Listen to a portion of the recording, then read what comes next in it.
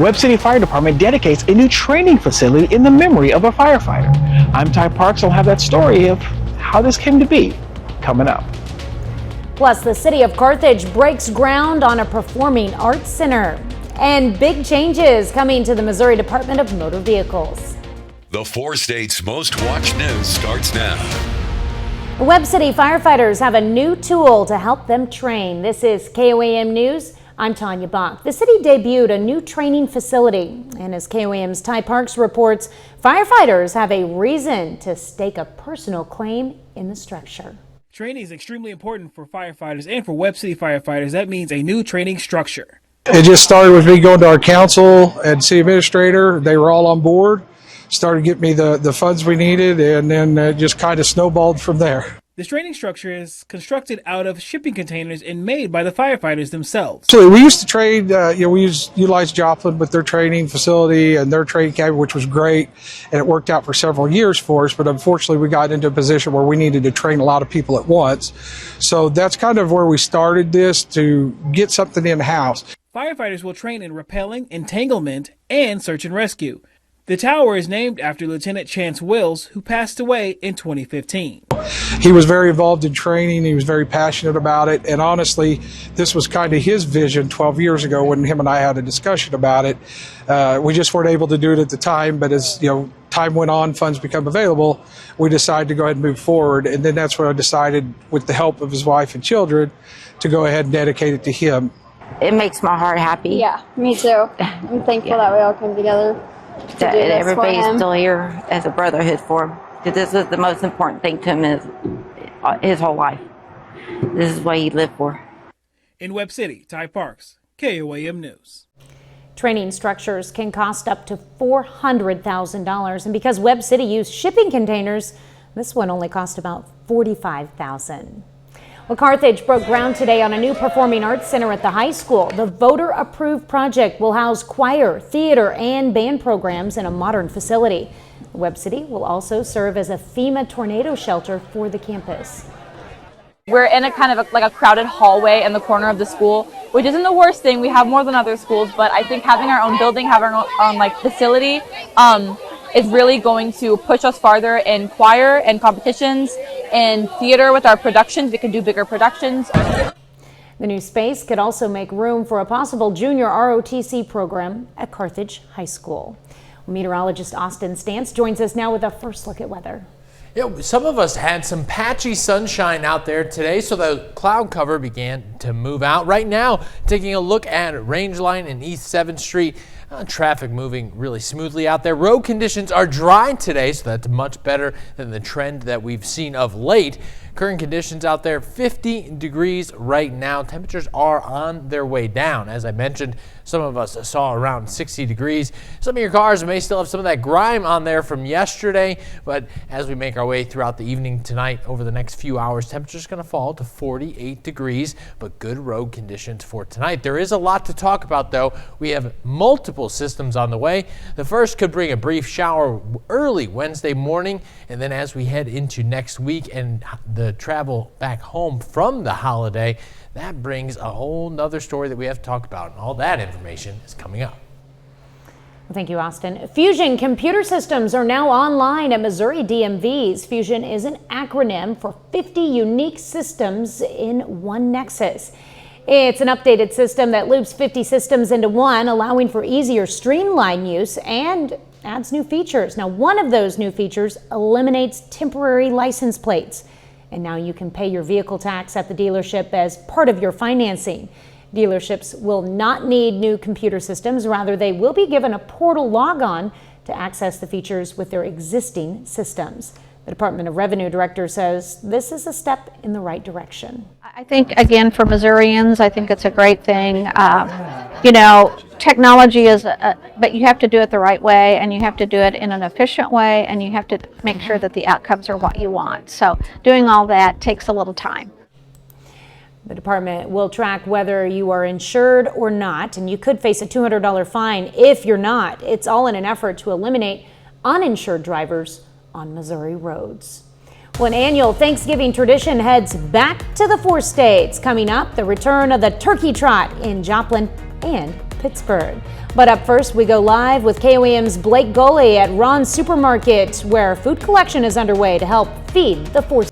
This holiday season, too many families are struggling to put food on the table, and our local pantries are working harder than ever to meet the growing needs of our neighbors. Today, one of our Feed the Four State partners is hosting a collection drop-off. KOAM's Blake Gully joins us now live from Ron's Supermarket in Pittsburgh with the details. Yes, Tanya, we're still here at Ron's Supermarket, and now I'm joined by Tim Rose, the co-owner of the supermarket. How important is these partnerships with KOAM and Feed the Four States? It's extremely important. We know that there are people out there with needs, and KOAM helps us to help them and get those needs taken care of as best we can. And then how has it been seeing the community step up? The supermarket has been a staple here for 50 years.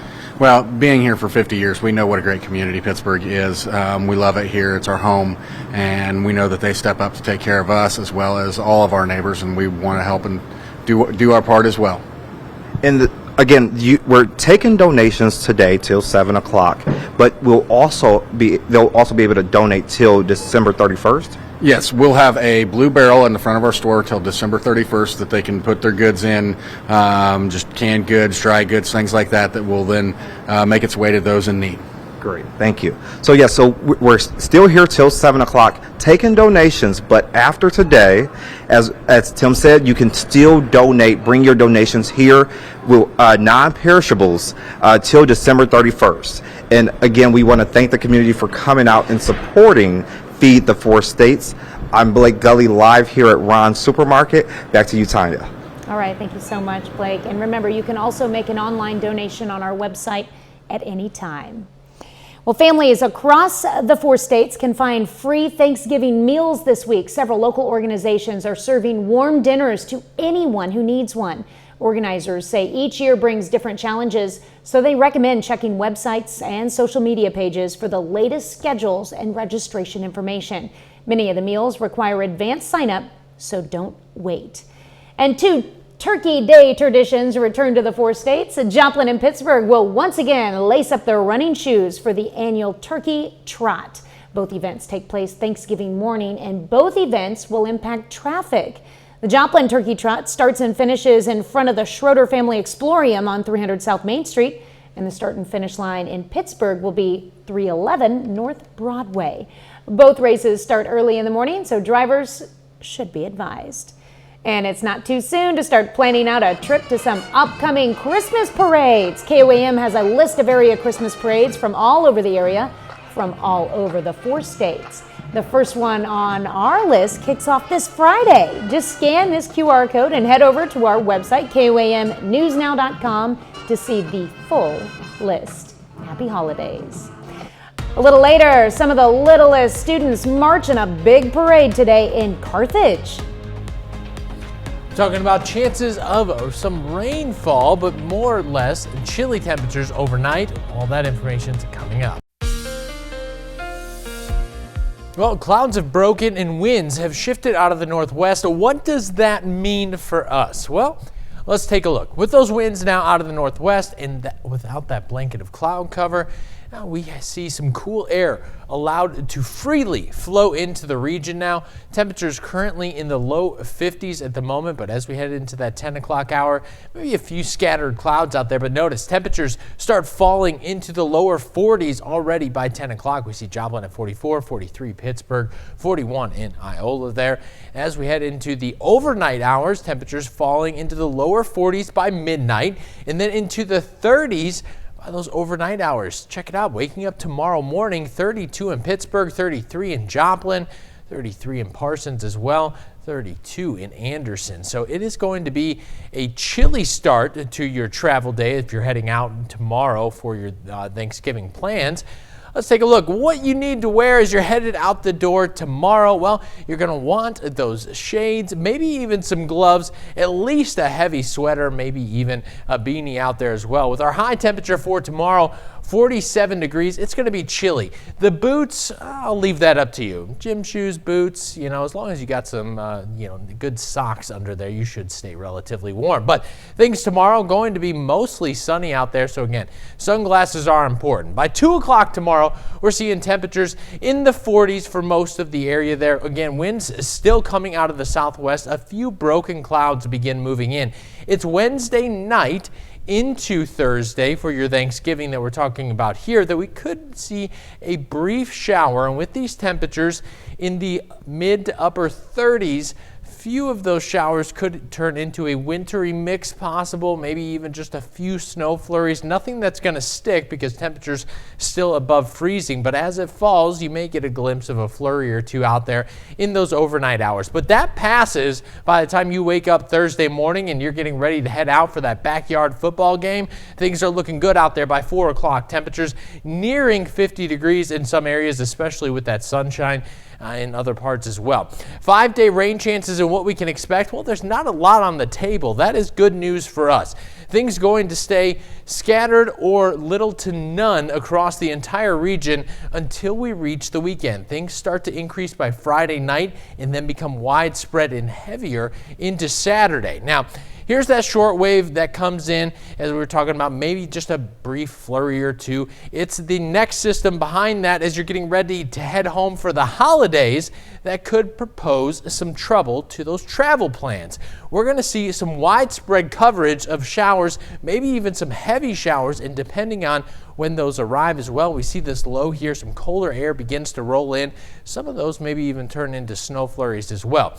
Let's take a look at your 7 to 10 day forecast and what you can expect there. Beyond Thanksgiving, again, travel impacts are going to be for the weekend. Saturday is going to be the hard day to get home, so make sure you check your flights out there. But temperatures, the low temperatures in the 20s as we're heading into the weekend, maybe even some snow showers possible on Monday, Tanya. That time of year for snow showers. Yeah, we're getting there. It's getting pretty close. December, I always think, white coverage, some snow on the ground, dusting out there.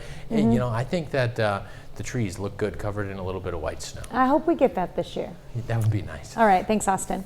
Well, still ahead, the Pitt State women's basketball team takes on Texas Women's University in a top 10 matchup. Plus, Carthage football is back in the state semifinals for the first time since 2022. Ben McLeish has those stories and more up next in sports.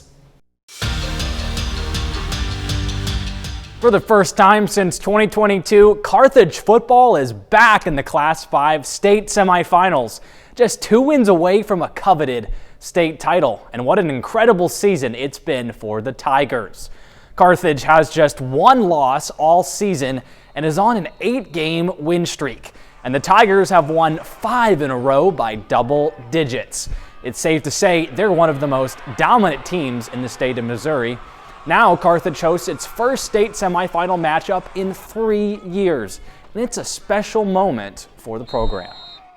These games are never guaranteed, so when you get one, it's pretty special, and be able to come out here and practice this week on Thanksgiving is a special time for everybody, including the coaches and our players and this team. So very excited about that, very excited to be able to host a semifinal game again. It's been 3 years since we were able to do that back in 22, so very happy. It's impossible to pinpoint a single reason for the Tigers' success. Frankly, they've been phenomenal on both sides of the ball.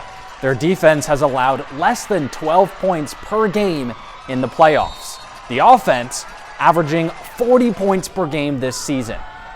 With numbers like that, it's not surprising the Tigers have racked up 11 wins. I think our defense certainly is playing their best ball. These guys are getting after it every single week. You can tell they're maturing in their communication, their fits, their pursuit, just flying around making plays, and just their understanding of the game plan every week. And then when you have Zane back there and West back there behind them, good things can happen. And both those guys, this is first-year starter for both Zane and West, and they've improved immensely as well. Carthage hosts Cardinal Ritter for the state semifinals at David Hafner Stadium, 1 p.m. Saturday. Well, Pitt State soccer clinched its first ever national tournament appearance this year in its only 2nd year as a program. And of course, with that success brings recognition. Sailor Jensen is named an All-Central Region first-team defender, while Carrie Cunningham is a second-team forward. The teammates are the first ever All-Central selections in program history. Well, let's head for the hardwood, where two of our local MIAA basketball squads are playing right now. First up, the Gorillas women's basketball team hosts Texas Women's University in a battle of top 10 teams. PSU is off to a 3-0 start, but is facing some trouble in this one. At halftime, the Gorillas trail by 22 points. The Pioneers have 3 players with 10 or more points. Pitt State will need a second-half surge to remain undefeated on the season. And Missouri Southern men's basketball takes on Rockhurst at Robert Ellis Gymnasium. The Lions are off to a 3-1 start, but they're also facing some trouble in this one. As we go live, they trail the Hawks 42-32 with a couple minutes remaining in the first half. We're going to need some second half surges. That's exactly what I was saying. In those games. But Carthage football, what season they're having. They had to go on the road last week. Now they're back at home for the biggest game of the year. So they play at home this Saturday. Yep, they host a playoff game on the day after Black Friday. It's going to be an exciting matchup between some of the best schools in the state. Mm-hmm. And looking at the forecast, they might have to deal with some showers. So that'll Not be excited for that. A little bit of a challenge. All right. Thanks, Ben. That's it for sports. We're back after this. Here's a look at what's coming up on KOAM News at 9 on Fox 14. For many people, football goes with Thanksgiving like stuffing goes with turkey. And we'll take a look back on the history of the pigskin tradition. Plus, one of the biggest shopping days of the year may be impacted by ongoing tariffs. And bears at the Dickerson Park Zoo chow down on a Thanksgiving feast. Those stories and a lot more tonight on KOAM News at 9 on Fox 14. For the 4th straight year, second graders at Fairview Elementary School got to bring a popular New York City tradition to Carthage. Inspired by the Macy's Thanksgiving Parade, the students got to march around the school with their unique balloon designs, which they designed with popsicle sticks and paper. One thing that I like about this is the popsicle stick, because you get to put it on there, and also that you designed it by yourself. It doesn't matter how good you did it, but it just matters if you did something.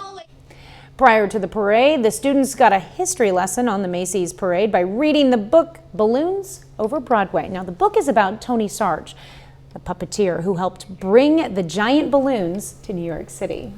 Pretty cool. I like that.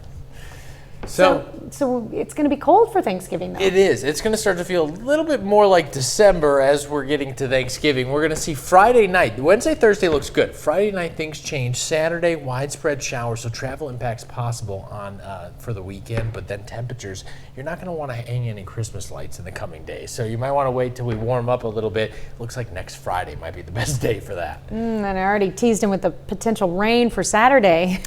I don't like that, but Carthage, we talked about them, they play on Saturday. Seneca also hosts a playoff game on Saturday as well, so it looks like both of those teams are going to have to play in the rain. Yeah, possibly. All right, well, thank you for watching. We will see you right back here at 10. Have a great evening and an even better tomorrow.